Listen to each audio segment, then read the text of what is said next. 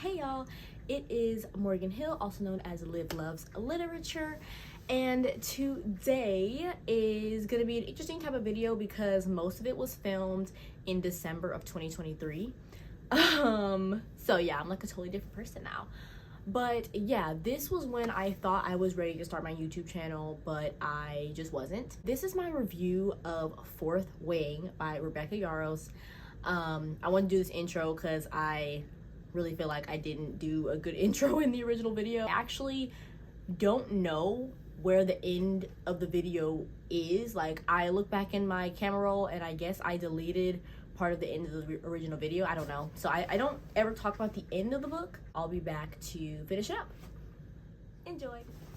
Ooh, before we get into it, I also want to say, just excuse the bad location, excuse the bad lighting, excuse the bad positioning, and excuse my bangs. I did a really bad cut on my bangs, and yeah, but anyways, enjoy.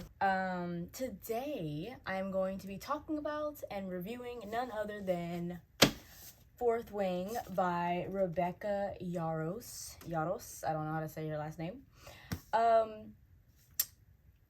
Let's get started.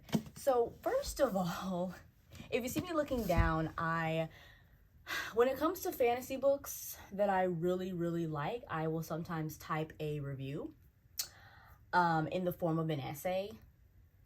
This is 3 pages. I do like 1 paragraph per 100 pages because typically nothing crazy typically happens within like more than 100 pages. Anyways, so if you see me looking down, trying to remember all of my thoughts. So let's just go ahead and get started. First, I almost did not read this book. I get really skeptical. I get really skeptical about books that are insanely popular all of a sudden because I've been burnt before. But I just felt like I need to get, like, there's too much hype around this book for me to not read it. So I went to Barnes & Noble last week and I bought it. And here we are. So first of all, she's gorgeous. Love the way she looks. $30. But yeah, it started off to me a little bit slow. I was 30 or 40 pages in and I was just like, I can't do this. I don't know what something in me was like, I cannot do this. There's something about fantasy, even though it's my favorite genre, there's something about fantasy that still scares me because it will suck you in. Like, but yeah, I really loved the world building. I saw a video where someone was like, they DNF'd this book because they didn't like the world building. I love the world building. You know, okay, not all the time, but you know a book is going to be good when they give you a map. When they give you a map of the territory, oh my gosh. You just know it's going to be good. And there's even one in the back. Like, so I loved the world building. I feel like I could see the place in my mind. Also because I've read a lot of books. So after a certain kind of point, you can kind of just picture things. And I loved the dragon aspect. The only other book that off the top of my head includes dragons that I've read is Harry Potter. I may be wrong, but I don't recall dragons being in a lot of fantasy books that I read. So I loved the inclusion of dragons. I love that it was like the dragon chooses the rider. That is a very interesting concept. Like, the dragons basically rule and the humans are just, like, the dragons are Barbie and the humans are Ken. Like, yeah. So I thought that was very cool. If you're not into fantasy, nothing about what I'm going to say here is going to make any sense to you. As much as I think this is a great beginner fantasy novel, it also is like, if you don't really like fantasy, I feel like it also might be kind of weird. I don't know. It's like, it's beginner, but it's advanced at the same time. It's just versatile. But anyways, I was obsessed with that concept. I also like there's like a military college. Okay, this is what I've been saying as of lately. My reading taste is changing and maturing, but not really. I feel like I like the same genres, but just make them adult. Like, I used to shy away from adult books, probably because I wasn't an adult. But now that I am an adult, like I said, it's been like 3, 4, 5-ish years since I've really been in my reading bag. So I have grown and changed and evolved. So of course my reading taste is gonna grow and change and evolve. And that's why I haven't been able to really read, because I've been dipping my toe back into my old stuff when I really need to be looking for new stuff, but stuff that I know that I like, if that makes any sense at all. But anyways, they are college age. They are in their 20s. They're going to a military camp. Our main character, Violet, love that name. Our main character, Violet, she has her mom is the general of the Rider quadrant. So there's like a healer quadrant, a Rider quadrant, a scribe quadrant, and they're just different things that you can be within this kingdom. And our main character has been growing up preparing to be a scribe, when all of a sudden her mom is like, no, you're a Sorengale. You are going to go into the Rider quadrant just like your sister and brother before you. So yeah, she basically gets thrown into this world that she was not prepared for, and she basically expects to die. So that's what we have going on. But it starts there, but where it goes is like, what? Like, where it goes is just like, it's what I love about fantasy, is that the growth is incredible. So yeah, that's that. It reminded me a little bit of Divergent, Harry Potter, and A Court of Thorns and Roses, of course. Everything goes back. Every adult fantasy is now going to be drawn back to A Court of Thorns. Congrats to Sarah J. Maas for being the Harry Potter of adult fantasy, or being the J.K. Rowling of adult fantasy. But anyways, it reminded me of Divergent in the way that, like, they had to do hand-to-hand combat, and they had to kind of, like, get up the rankings a little bit, like, to see, like, who would last, who wouldn't last. This author is not afraid of killing people. So if you don't like death, if you don't like characters that you know and begin to like dying, if you're not used to that, then, yeah. If you typically read books where your favorite characters don't die, then this series, I can already tell, will not be for you. This is an adult. Actually, I don't even know for a fact if this is adult. But the characters are in their 20s, and it just seems like... It just feels like an adult fantasy romance. Remind me of Divergent in the way that Beatrice was able to, like, really learn her combat. Like, she went from abnegation to Dauntless. Everyone thought she was gonna die or get kicked out or become factionless or whatever, but she did that. She became stronger, she grew, and she just became that girl. And that's what the main character kind of reminds me of. Harry Potter, do I even need to explain? Every fantasy is going to remind me a little bit of Harry Potter, because that's, yeah. And then A Court of Thorns and Roses, it's really because of the love interest. Really, the love interest is what... The two kind of love interests-ish remind me of the situation in A Court of Thorns and Roses, which I cannot talk about because I'm not going to spoil anybody. But, yeah.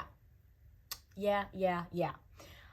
Basically, from here on out, everything that I say will be spoiler filled. So if you do not want to be spoiled about this book, exit. I pretty much said all that I can say.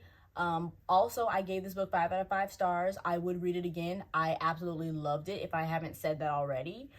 If you couldn't tell already, I loved it. I feel like it was refreshing. It's the first true adult fantasy that I've read in an extremely long time. Like, I did read a fantasy this year. It was a Cassandra Clare, but I think those are young adult. But, yeah, it was fantastic. It reminded me of why I love reading, and then why I love reading fantasy specifically. But, yeah. So, yeah, bye if you don't want to be spoiled. So next, I love the main character. The main character was giving me Hermione. She was giving me Annabeth. She was just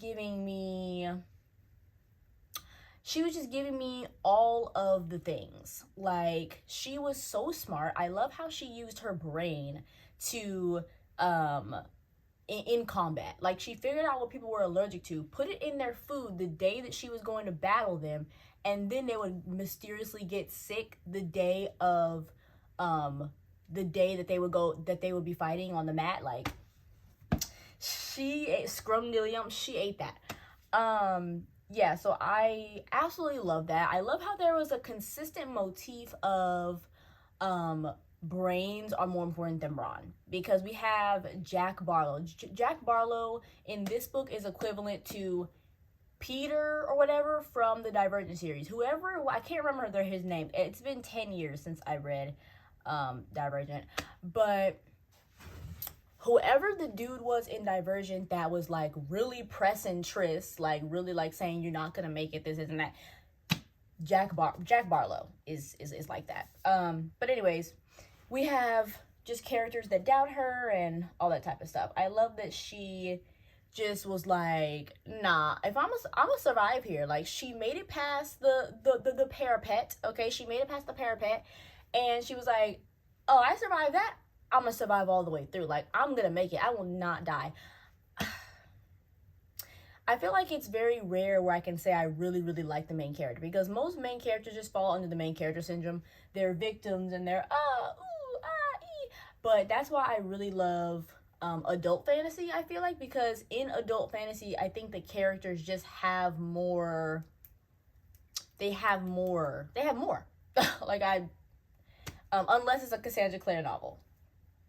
So in the second 100 pages, we find out that Xaden is having these secret meetings with other rebel children. So, and if you've stayed here and you haven't read the book, there basically was some sort of mysterious war that happened before the book took place. And the main character's brother was killed. The main character's mom, like I said, who's a general, she's pretty cutthroat. She's pretty, like, she's not your lovey-dovey mom. The main character's mom killed Xaden's dad. So yeah, but there were some adults that rebelled against the kingdom, and because of that, their children were punished. So, and they have marks on their arms, they have marks on their arm that show that they were children of rebels. So Xaden is one of them.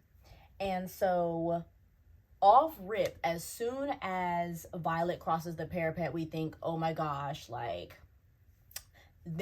obviously Xaden wouldn't like her. He knew who she was immediately. And this is marketed as like an enemies to lover. I challenge that, and I disagree. I don't feel like they were ever enemies. I feel like they were supposed to be enemies just because her mom was who she is, and his dad was who he was, and their brother and their family and this, that, and the third. But like, they never, like, he didn't call, like, there's a difference between, I've read enemies to lovers before, and this was not it. Like, Xaden, correct me if I'm wrong, but like, he didn't call her out of her name. He wasn't unnecessarily violent with her. He wasn't rude to her. Like, I don't really know where this hate comes in. Like, there was even parts in the book where the main character was like, oh, I hate him. And I'm like, but why though? Like, he gave you advice. Like, he literally just gave you advice. So, I don't know. I felt like maybe rivals to lovers might sound better, but it definitely was not enemies to lovers to me. Yeah. But anywho, yeah, but I really love how Xaden just kind of sprinkles in some advice to her. Like, Xaden is like, he's the top dog, he's the wing leader. I love how Xaden leads her. Like, he reminds me more of, like, I keep bringing it back to Divergent because it really is reminding me of Divergent. Like, 4 from Divergent, how he was kind of like really serious and just kind of like, hey, if you want to survive, do this, do that. Like, he wasn't like, just because a man is not super kind to you doesn't mean that, like, he hates you or that he's mean to you. Like, yeah, like, he obviously wasn't gonna be super friendly. Like, her mom killed his dad, so obviously they were never gonna be best friends. Like, hello. But to say that they were enemies, I just don't feel like that's true. But anyways, yeah, so Xaden's kind of like starting to help her out a little bit during the second 100 pages. And yeah, Violet's winning the challenges. So proud of her. Love that for her. Oh, that happens in the second 100 pages?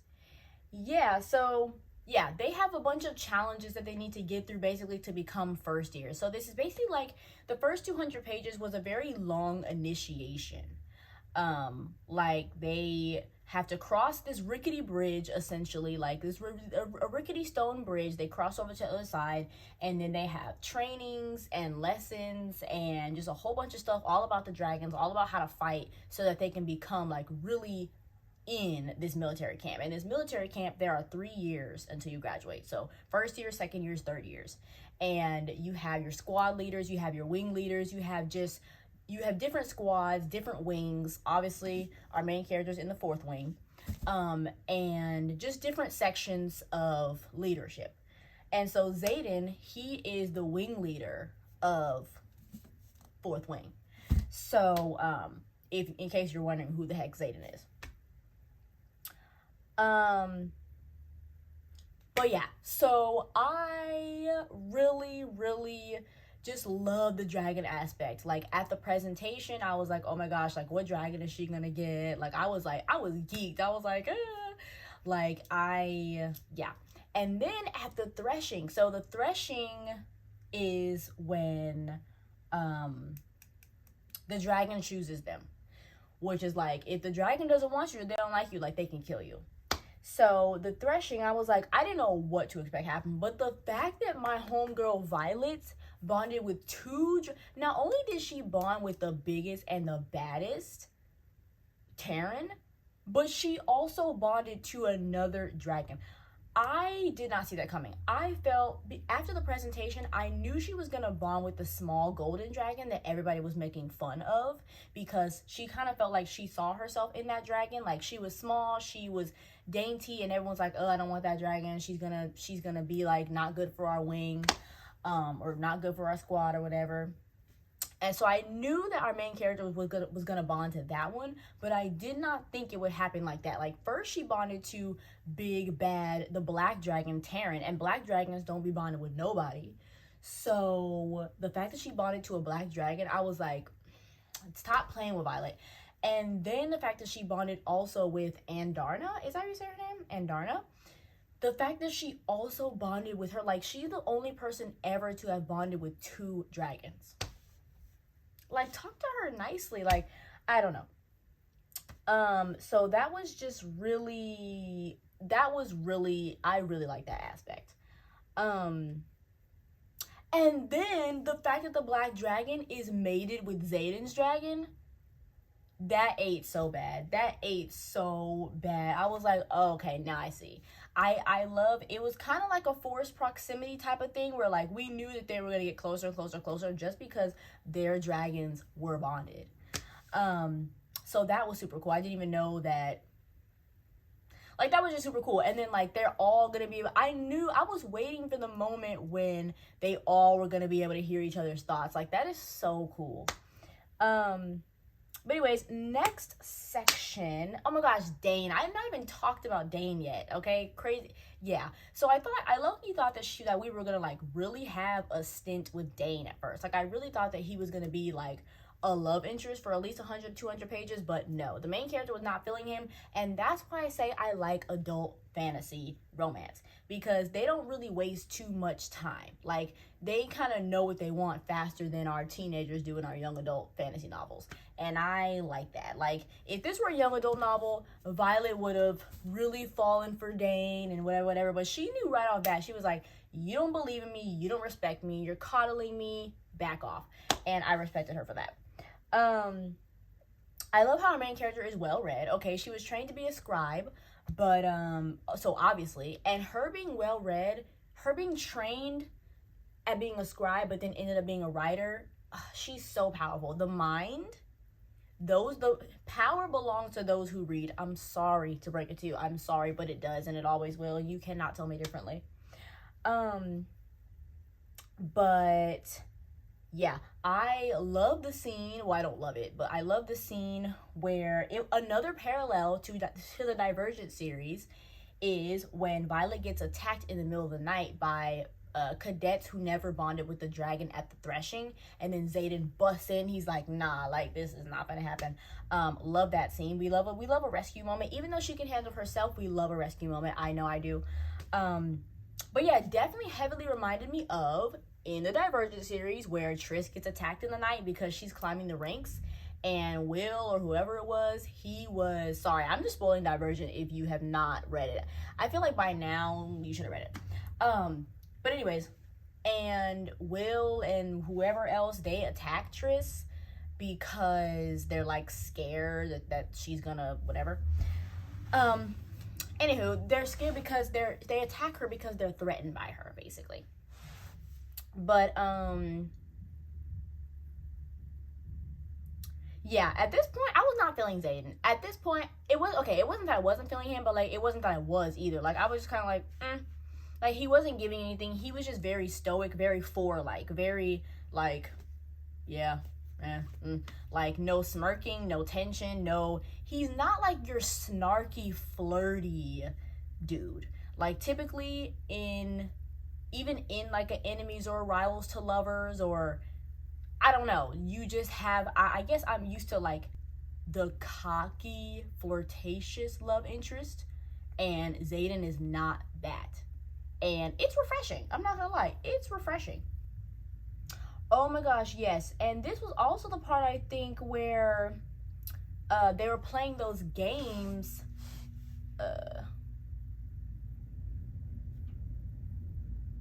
Oh no, no, we haven't gotten there yet.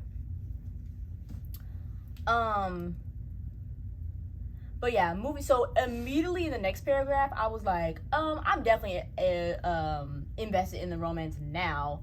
Like, it was okay. Yeah, it's crazy how I finished this book. It's crazy how I read this stuff 2 days ago, but it's still so fresh in my mind. But yeah, Xaden, we basically discover more and more that Xaden has a lot to hide. Like, he has a lot riding on him. Like, he has those marks on his back because he has decided to be responsible for the 170 children of the rebels. And if they mess up, everybody goes down. Or if he messes up, everybody goes down. So, like, he has just taken on that responsibility because I guess his dad was, like, one of the main leaders or whatever.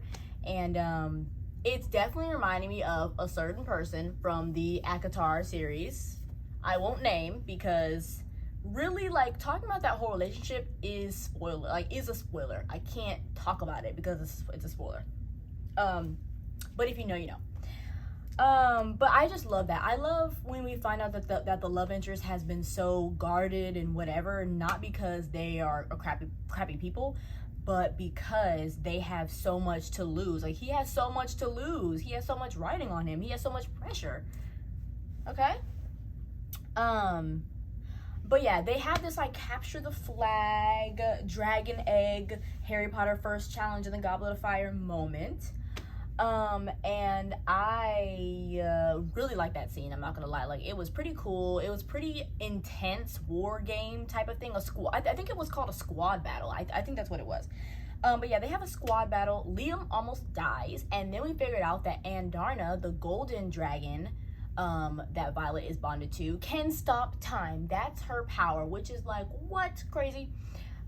We find out that Andarna can stop time, which is super freaking cool. So she stops time.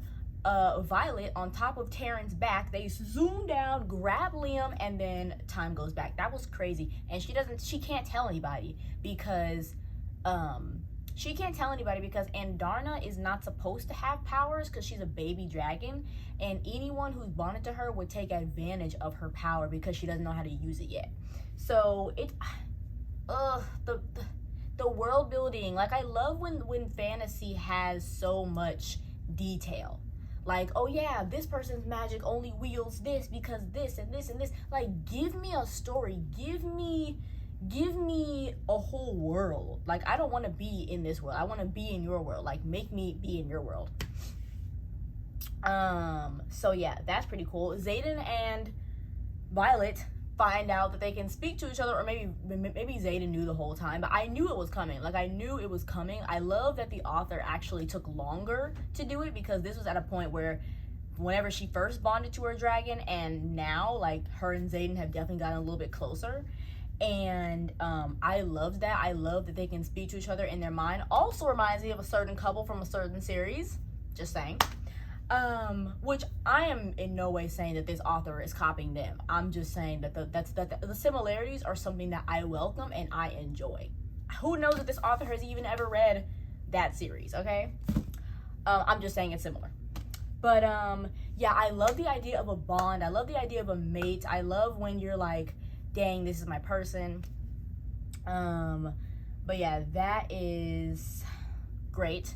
We love Xaden getting more and more protective. That is just, yeah, power couple. Their powers literally clash when they're together. So that is absolutely fantastic. Yeah. So yeah, that's really that. We're now in the home stretch. We're now in the last 100 pages. I typed a long bad girl for this.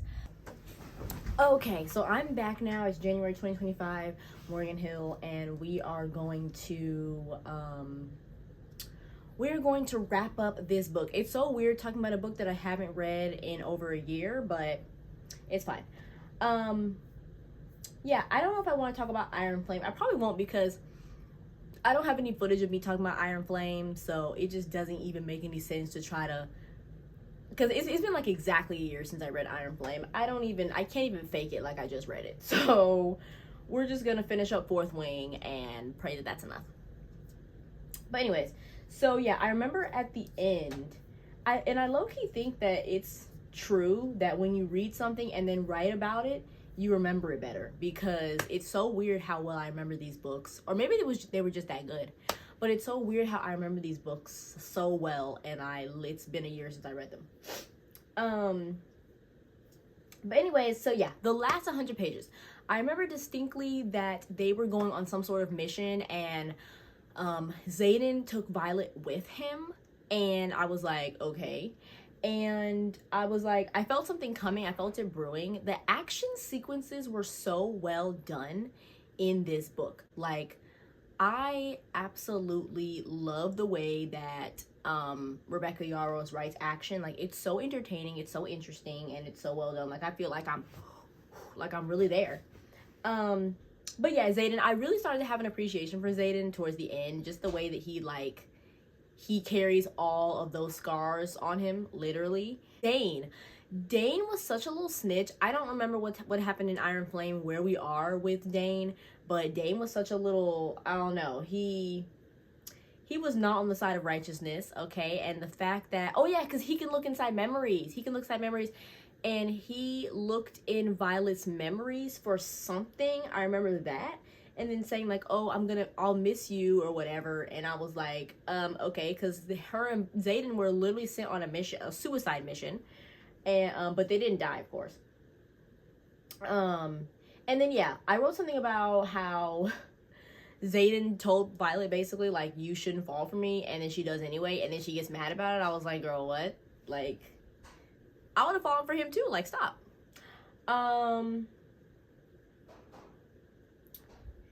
I talk about how somebody dies in the battle. I feel like I remember somebody, like a main-ish character dying, but I don't remember who it was. Was it Lawrence? Lawyer or something? I don't remember. But I was like, this author's not afraid to kill off characters, so I thought that was cool. What? Not that I thought that was cool, but like, I respect it. So it looks like the rebels are not just like rebels. I mean, it happens in every single story. There's the people who like they reap the benefits of a mysterious war that happened before the book started. There's like the people who are living large, and then there are the rebels, and the rebels have to pay time after time again. Sound familiar? Which I'm not hating on the fact that this happens in like every single book. I'm just saying that it happens in every single book because it happens in real life. Like, it's all literature is just a reflection of real life. But yeah, the rebels really like aren't, you know, as evil as they seem. Yes, Violet almost dies. I remember she almost dies at the end, and then we switch to Zayden's perspective. I screamed.